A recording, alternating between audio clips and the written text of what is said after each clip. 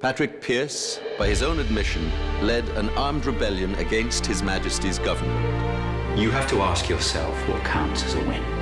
Nothing less than Irish freedom.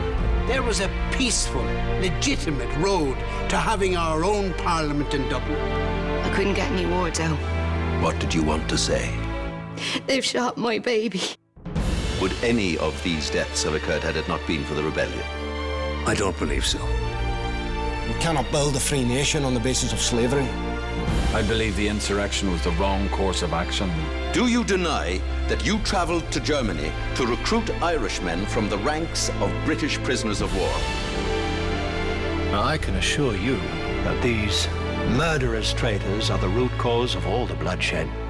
This trial isn't just about the battle, it is the battle. Trial of the Century starts next Saturday at 9:15 on TV3. This court decide if I get to live, but the unborn generations of the future will decide if I will become something more. An idea worth remembering.